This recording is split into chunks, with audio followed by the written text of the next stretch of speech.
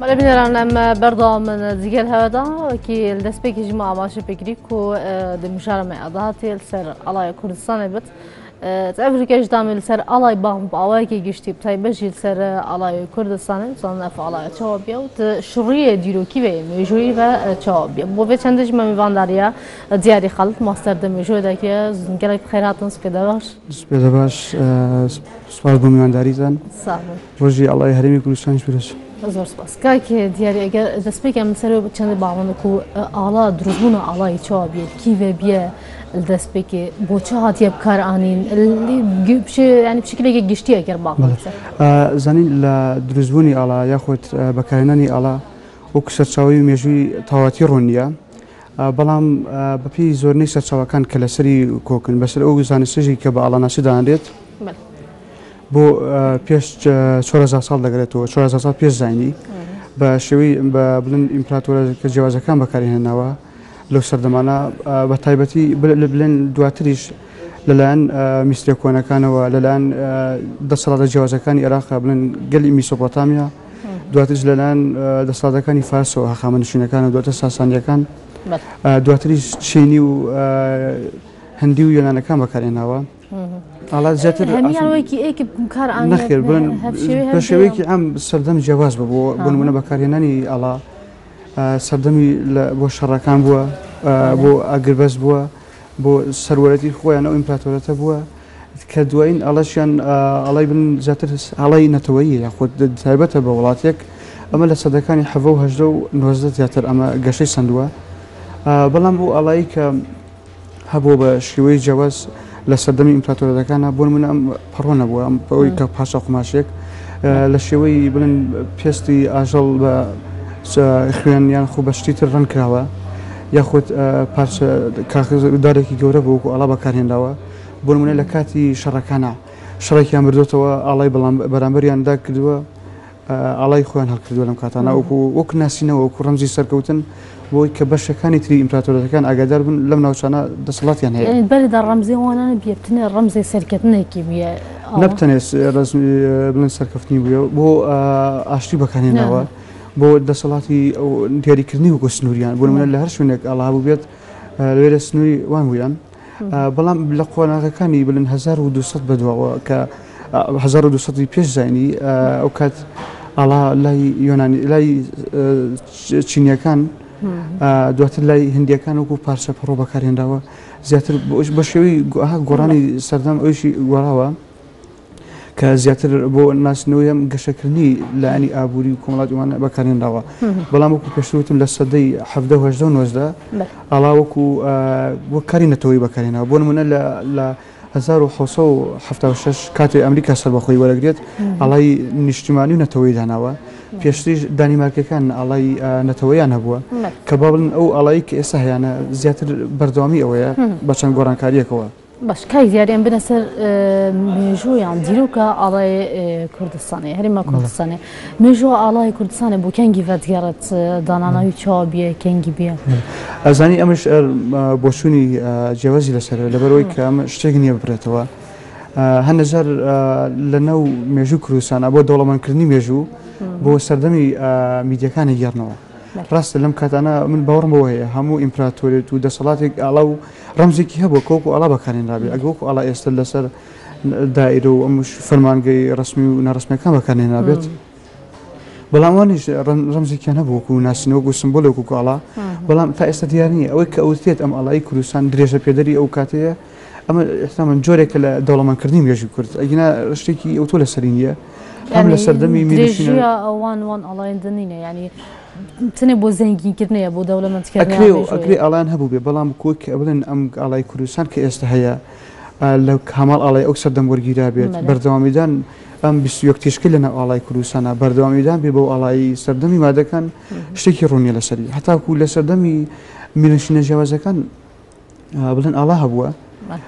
أمش هرونيا بس أوي كرونا كبت قصيلة سرنية براوتوا لهزارو نصدو نوزدا توي جنگي جهانية كم لەلایەن بڵێن کوردەکانەوە بە سەرپەرشتی بنەماڵی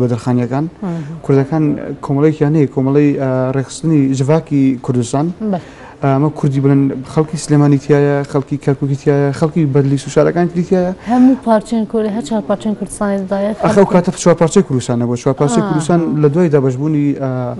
عراق وسوريا وانو لدوي 1920 كان بس اوكات شتێک زیاتر وەکو کوردەکان بەیەکەوە بوون ئەم ئاڵایان دروست کردووە بڵێن لە 1990 ئەمە سەرەتای ئاڵای کوردستان دواتریش شێخ محمود نەمر لە 1922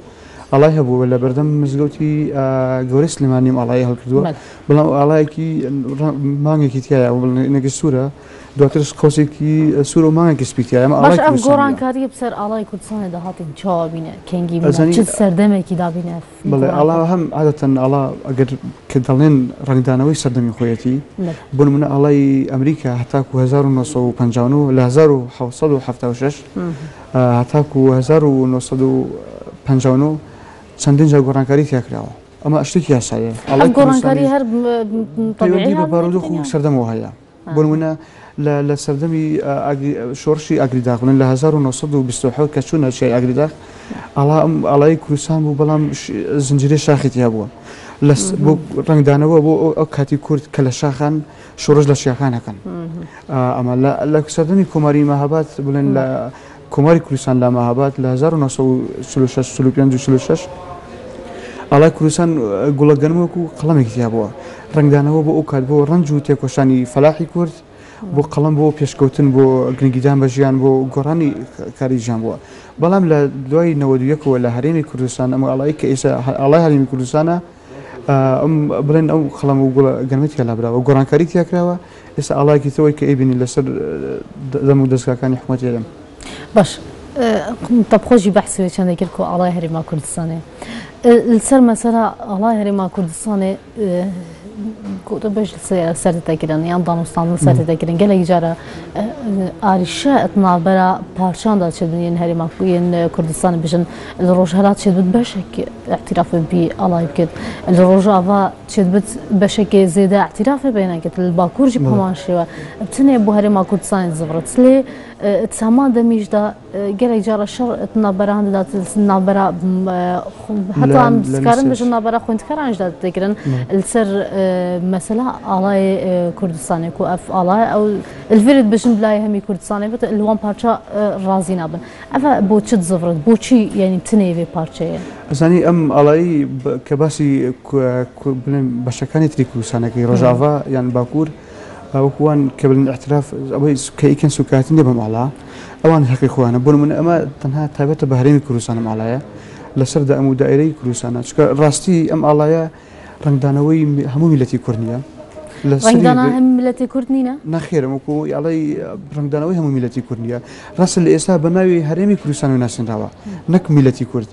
بۆ منە ڕۆژێ لە ڕۆژان لە پێشتریش ئەم ئاڵایە لە باکوورە هەڵ نەکراوە بۆ شێوەی کە ئێستا باسەکرێت و لە هەمان کات ئەوانیش بێڕێزیان بەرامبەر ئاڵایە نەکردووە کە باسەکرێت ئەمە ئاڵای لە پەرلەمانی کوردستان ڕاستە بە ئاڵای کوردستان ناوە برێت ئاڵای کوردستان بڵێن بە هەرێمی کوردستانە بەڵام ئاڵاکە بە ناوی کوردستان هەمیوە نەناسن هەوەکوی کە بڵێن ئاڵای کوردستان بێت یاخۆ لەسەری ڕێکوت بن ئەمە ئێستا ڕاستی ئەمە کوردستان چوار پارچەیە ئەمە واقعە باش ئەو چار پارچە بوو هەتا نوکە ڕێک نەکردنە لەسەر ئاڵایەکی و ئاڵایەکی ئەخر ئەو ئەزانی ئەم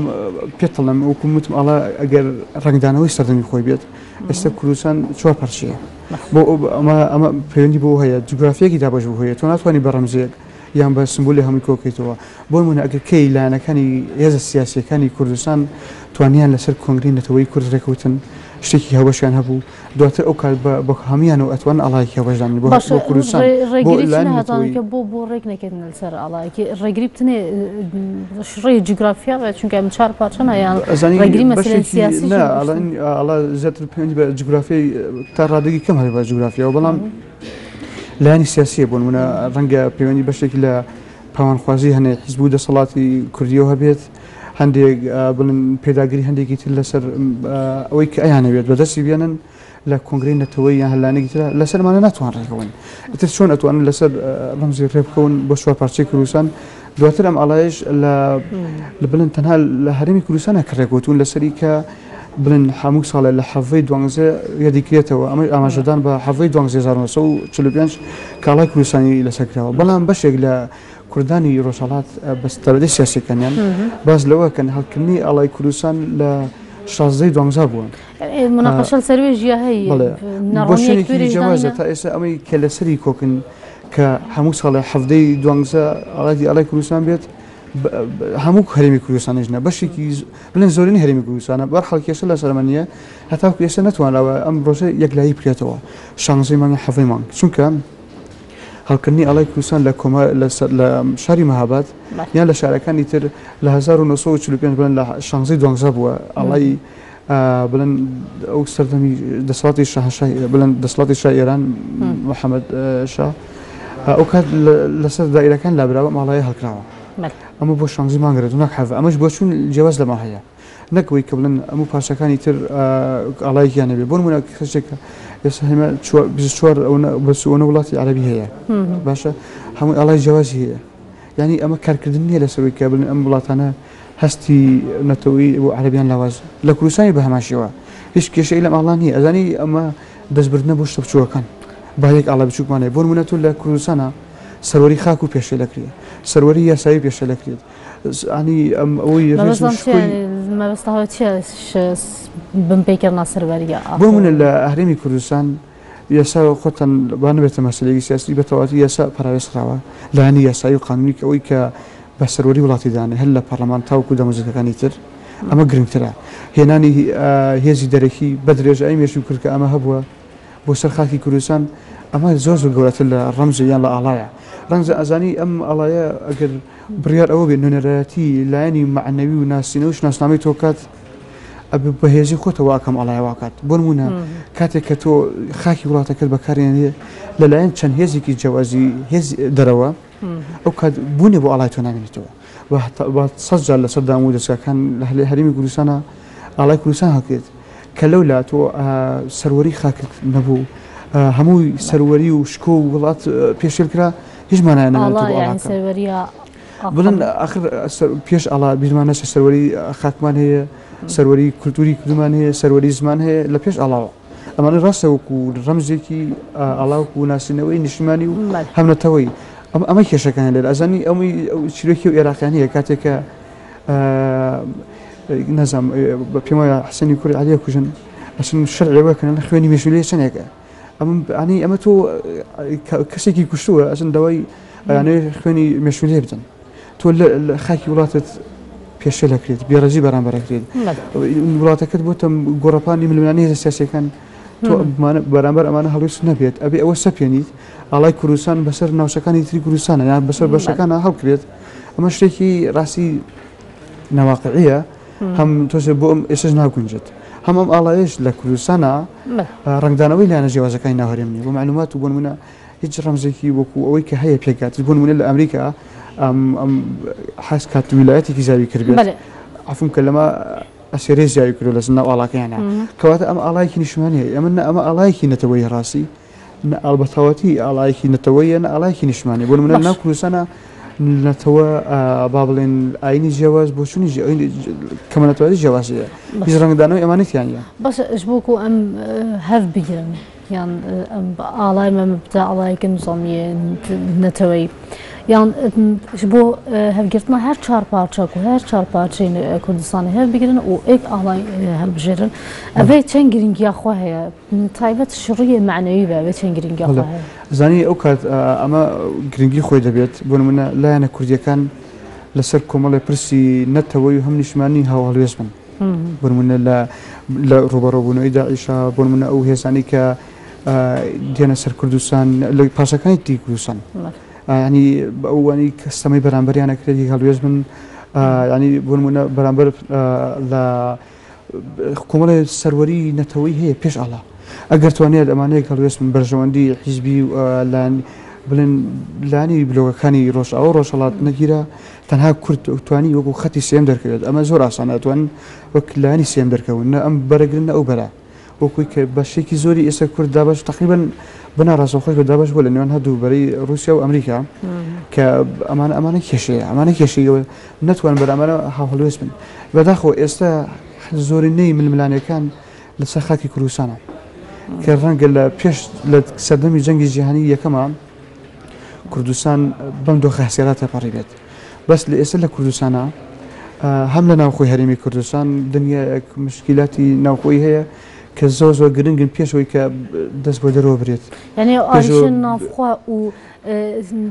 بجن الدرفجي يعني ولاتن درفجي وكريكو هر چهار پارچه هف گرتی نبن يعني رينا كمان سر الله اما بل اما كيشك انا اخوي الله كاتي كبوني هي بون من كباس لا الله كي بو شوار پارچه كروسان تو بوچوني كي هاو بشو هبه برامبر بلان بهسي نتوي هسي نشمان ام كوملاشا ازاني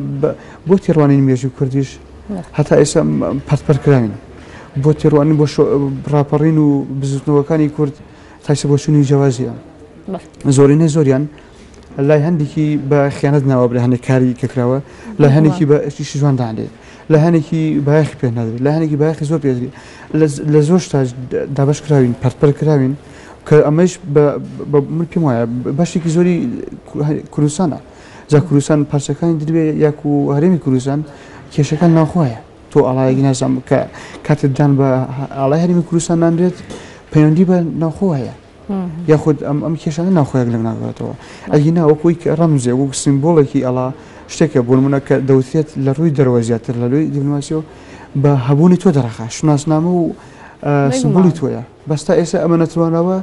او بارتيك اللي على كروسان هي لدروا بيندي بو كيشنا خواني كالهرمي كروسان ولا بارشكاني ديكايا بس كيف يعني دماغك اخذنا هذا تروجع على كردستان دا هاد فيتش بيجنا خلكي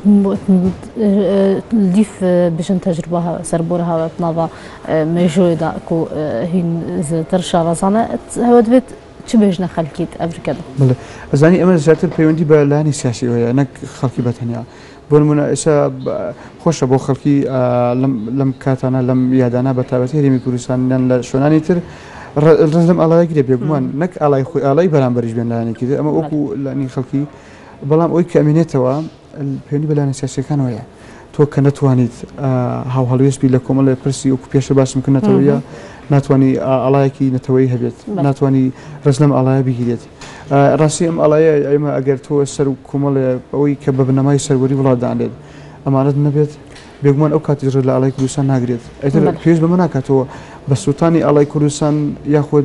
بسوكاتي كني برامبر تاوان بركي خلقي خود والي بكي رقي لبرامبر بيتو الله كروسان سوا اما براي من شكي نعلم اسايه او ناس غورانيه كلا خلقي خود دروا وكويك ايش زول ما قولت هي كسروري ولاته بيش اوي كرزل على خود بقريان رئيس اللي بقرن خود بخود بيكيد سروري كان انت كبيش باسم كده امانيه قالك سباس ابو عماد ابونا سباس بو ديالي خلطه ماستر مجوده قالك سباس شو حاجه بينها بل بينا ام برضامنا بسن جمع نوتيغان اخو غوران عبد الله كوج قلات زيد قال مدانا